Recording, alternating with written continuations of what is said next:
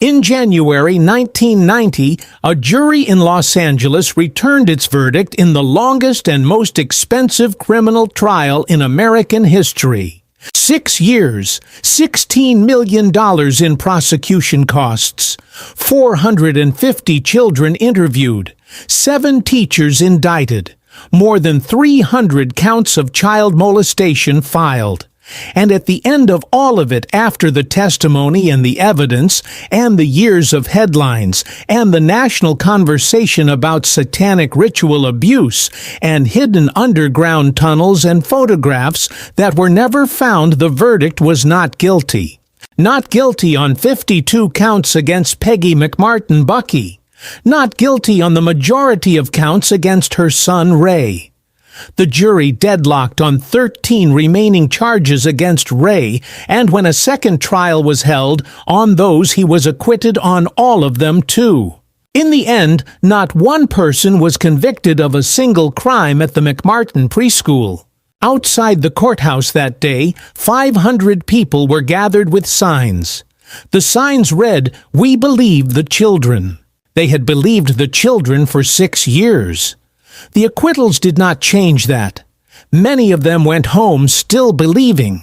Some of them in interviews conducted years and then decades later said they believed it still. This is not a story about whether Ray Bucky was guilty or innocent. The courts answered that question twice, and the answer was the same both times. This is a story about what happened in the space between a mother's phone call to a police station in August 1983 and those 500 people on the courthouse steps in January 1990. About how a community built something, an edifice of accusation and investigation and testimony and absolute certainty out of nothing. And about what it cost the people who were standing where that building came down. To understand what happened in Manhattan Beach in 1983, you have to understand something about the America that surrounded it. Manhattan Beach was not a place that looked like it was capable of this kind of panic. It was a prosperous, sun-washed community on the Los Angeles coast. The kind of neighborhood where the houses were well maintained, and the schools were well funded, and the parents were educated professionals who read parenting books and worried about their children in the careful, attentive way of people with the time and resources to worry carefully. The McMartin Preschool, founded in the early 1960s by a woman named Virginia McMartin, was one of the most respected child care institutions in the area. Families sent their children there. Then they sent their children's children. It was the kind of place that accumulates trust across generations. But 1983 was a particular moment in American culture. The country was in the middle of a sustained and anxious conversation about child abuse, not because child abuse had suddenly become more common, but because the conversation about it had finally broken into the open after decades of silence. Books were being published. Television programs were airing. A new framework was emerging in therapeutic psychology around the idea that traumatic memories could be repressed, buried so deeply that the person who experienced the trauma had no conscious recollection of it, and that specialized therapy could bring those memories to the surface. The concept of recovered memory was not yet fully contested. The techniques that would later be exposed as capable of producing false memories in highly suggestible subjects, including young children, were being practiced by therapists across the country as though they were established and reliable. The field was new. The confidence was enormous. If you were a parent in Manhattan Beach in the fall of 1983, this was the water you were swimming in. You were living in a community that prided itself on attentiveness to its children. You were reading about child abuse in magazines and seeing it discussed on the evening news. You believed because the culture around you was telling you to believe that children did not make up stories about abuse, that their testimony was uniquely credible, that the role of a good parent and a good community was to believe the children above all else. And then the letter arrived. In August 1983, a woman named Judy Johnson went to the Manhattan Beach Police Department. Her 2.5-year-old son, she said, had been abused by Ray Buckey, a teacher at the McMartin preschool. Ray was the only male teacher at the school. The grandson of its founder, a young man in his mid-20s who had worked there for several years. Ray was arrested. He was released for lack of evidence. The police chief of Manhattan Beach then made a decision that set everything else in motion. He sent a form letter to approximately 200 families whose children attended or had attended McMartin. The letter informed them that an investigation was underway. It asked them to question their children about possible molestation. It listed specific acts the parents might ask about touching, photographing. It told them to contact the police or a private clinic called Children's Institute International if they found anything concerning. The letter also asked parents not to discuss it with anyone outside their immediate family. Within days, everyone in Manhattan Beach knew. Think about what it means to receive a letter like that. You are a parent. The letter is from the police department on official letterhead. It tells you that the school where your child has spent their days, the school you chose carefully, the school you trusted is being investigated for child molestation. And it asks you to go home and question your child. What do? You go home. You sit down with your child. You ask in the careful, loving way of a frightened parent whether anything happened at school that made them feel uncomfortable, whether anyone touched them in a way that didn't feel right, whether there were any secrets. Children are exquisitely sensitive to the emotional state of the adults around them. They know when a question carries weight, when the answer matters in ways they cannot fully understand when something is being asked that requires a particular kind of response. A 2-year-old, a 3-year-old, a 4-year-old. These are children who are still learning what the world expects of them, who are practiced at reading the faces of the adults who love them and finding the response that brings relief to those faces. Some children said yes, some said no, some said yes when asked again. The parents who heard yes called the police. The police referred them to Children's Institute International. Children's Institute International was a private therapeutic clinic in Los Angeles. It was hired by the prosecution to conduct interviews with the children whose parents had reported concerns. The lead interviewer was a woman named Kee McFarlane. McFarlane was not a licensed psychologist. She was a social worker with experience in child advocacy. She used anatomically detailed dolls. She used puppets. She used games and role play and the language of secrets, asking children to be helpers and to show the adults what had happened by playing with the dolls.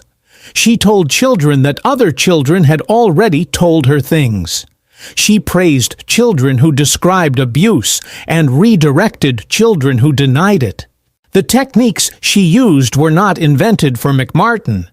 They reflected the therapeutic consensus of the early 1980s around how to interview children who might have been abused, a consensus built on the genuine and important insight that children needed safe, age-appropriate interview environments, but which had moved in practice into territory where the line between uncovering real memories and creating false ones had become dangerously blurred.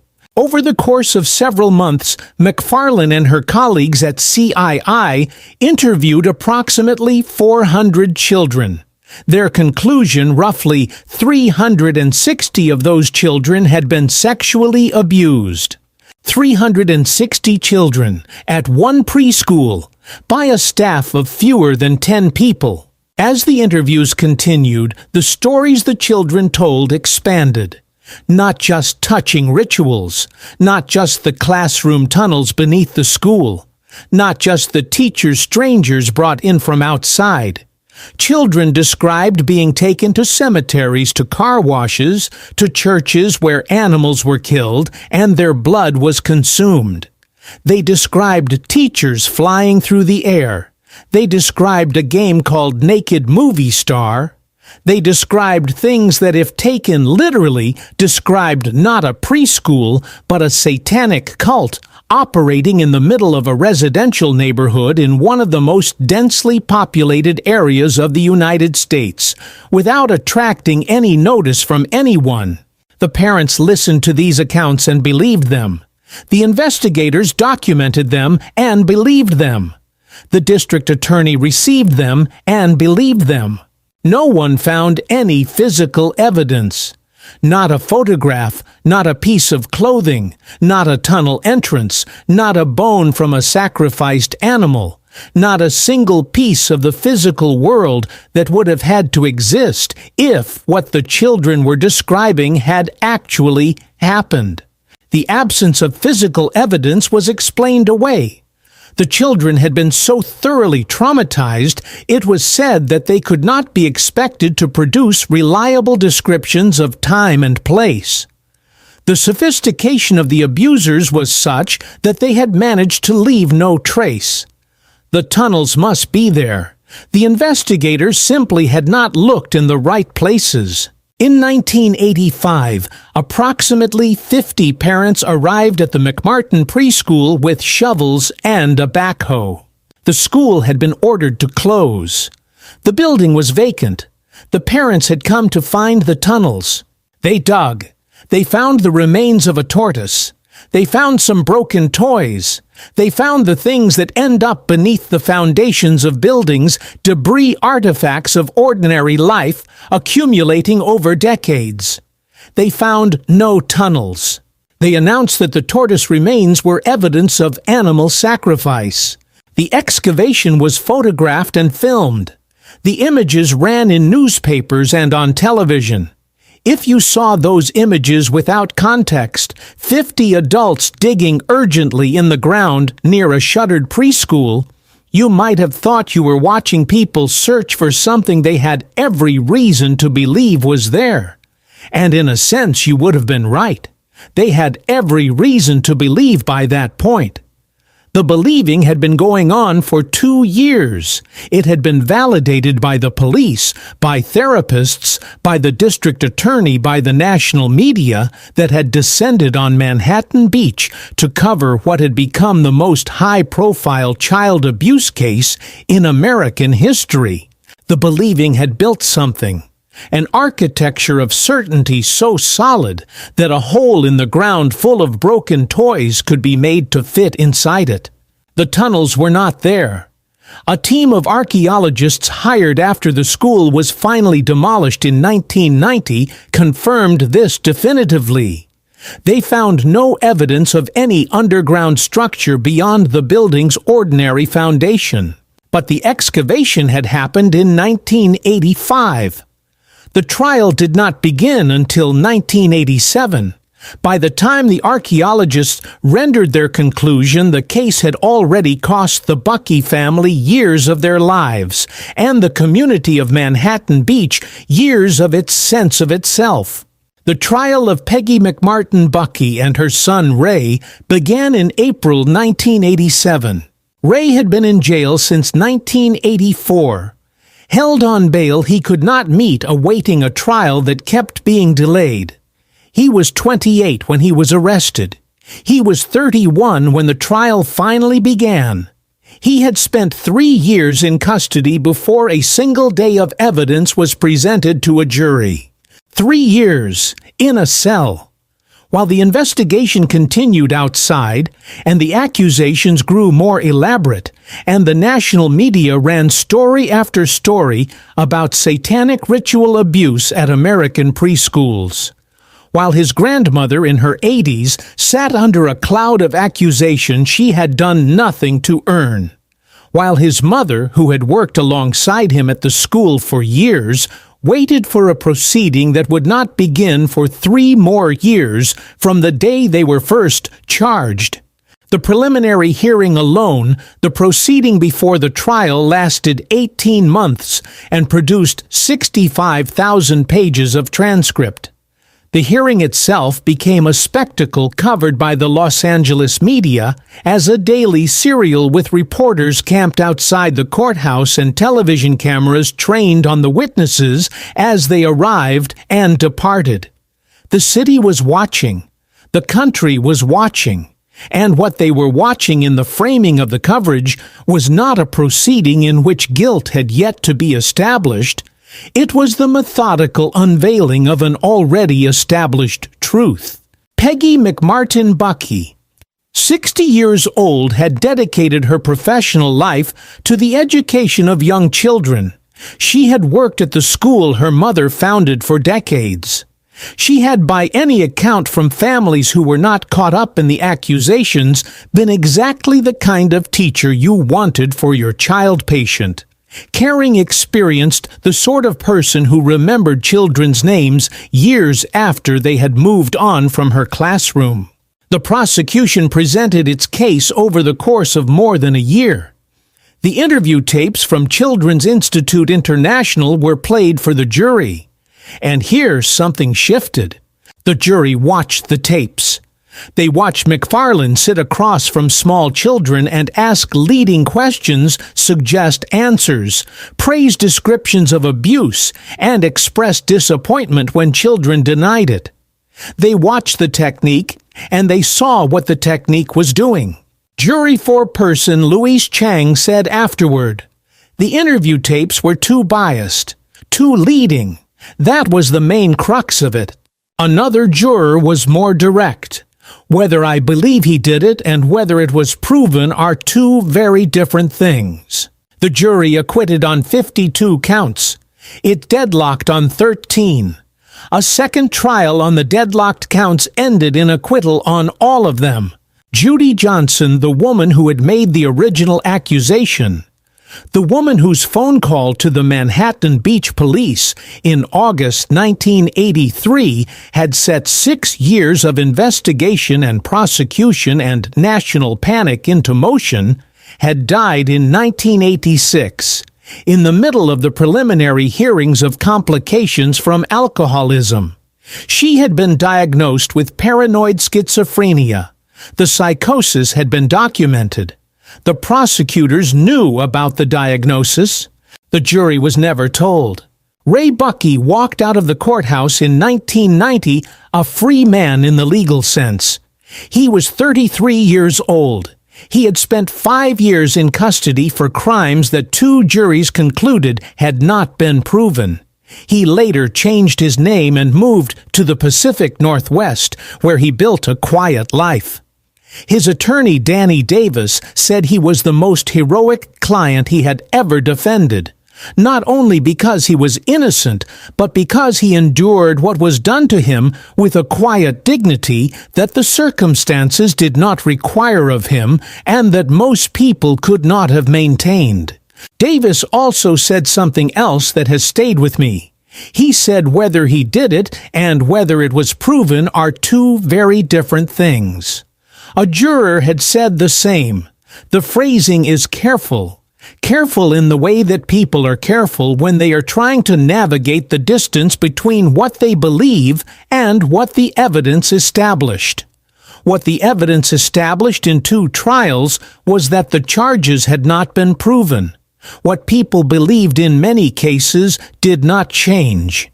Peggy McMartin Buckey developed agoraphobia after the trial, a fear of open spaces, of the exposure that the proceedings had visited on her.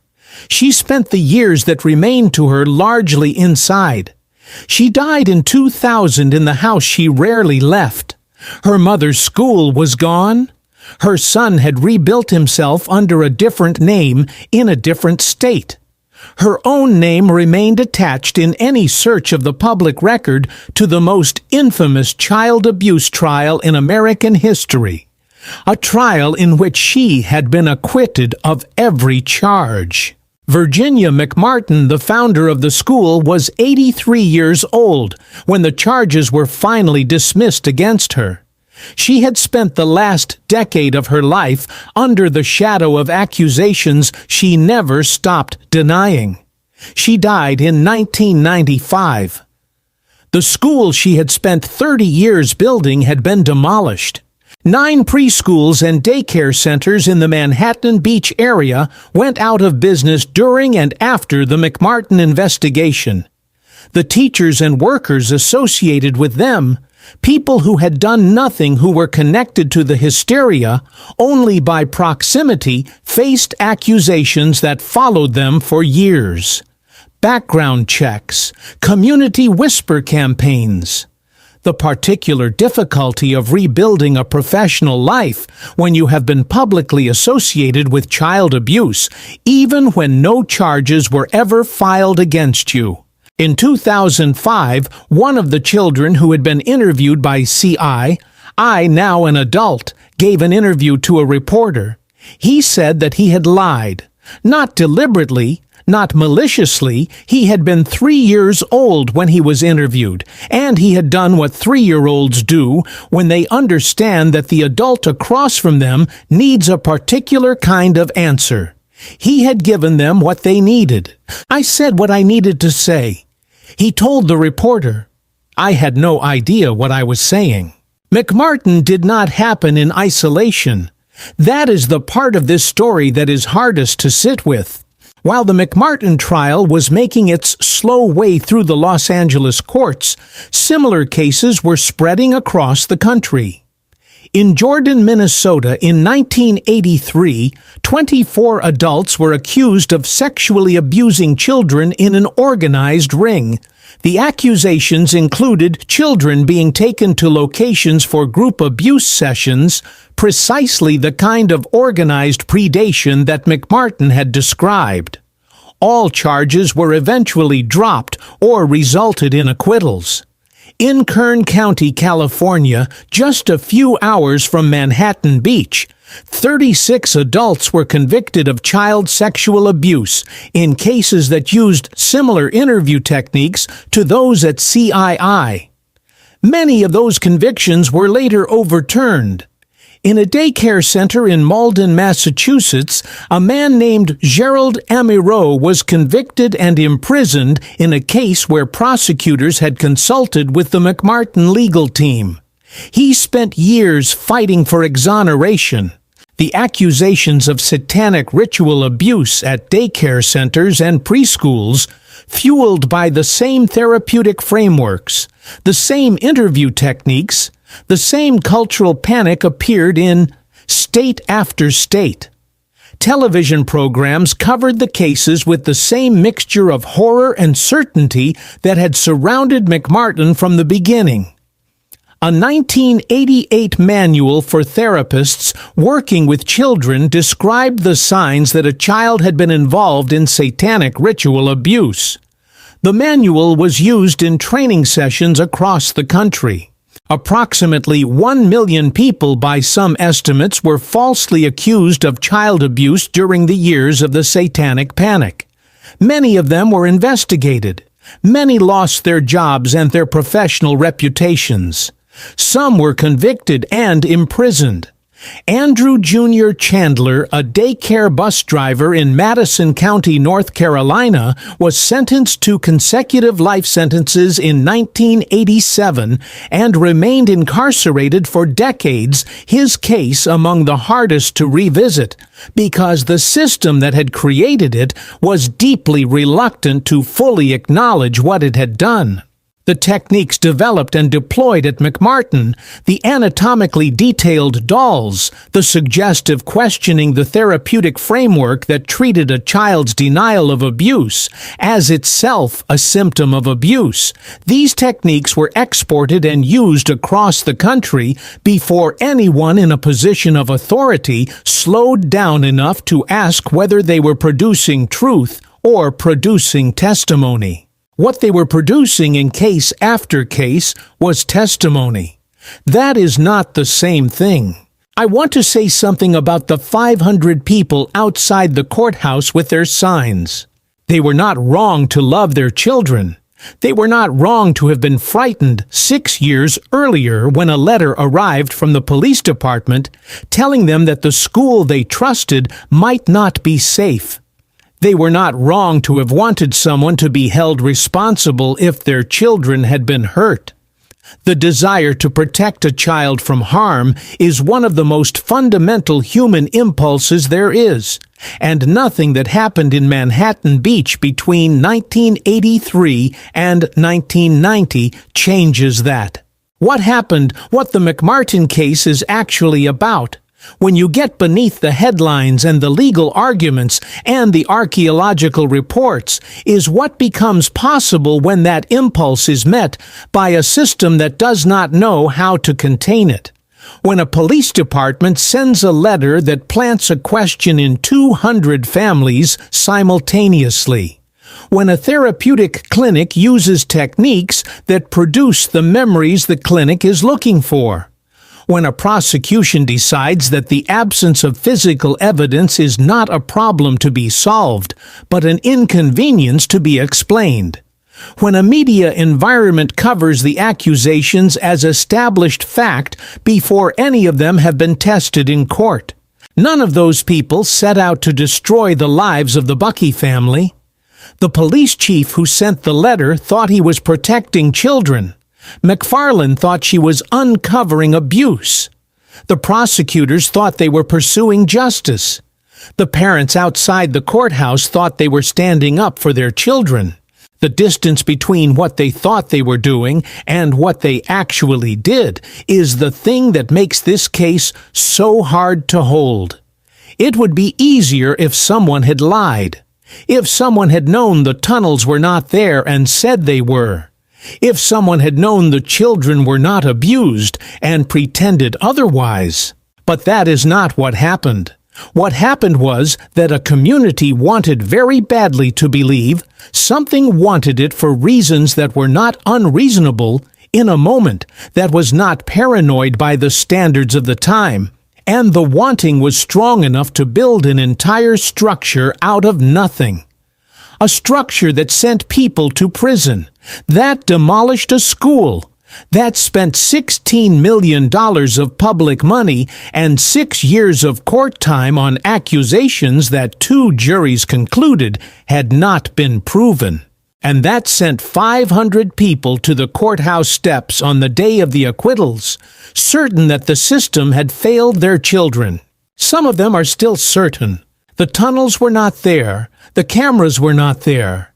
The animals were not sacrificed, and the rituals were not performed, and the underground chambers where the children said terrible things happened did not exist beneath the foundation of a preschool on a residential street in Manhattan Beach, California. What existed was the fear, and the fear was real. And real fear, given the right conditions and the wrong tools, can build things that are very difficult to take apart. Even after the verdict comes in, even after the archaeologists publish their report, even after the child who said he lied looks back at what he said when he was 3 years old and tries to explain it to a world that built so much on what he told them.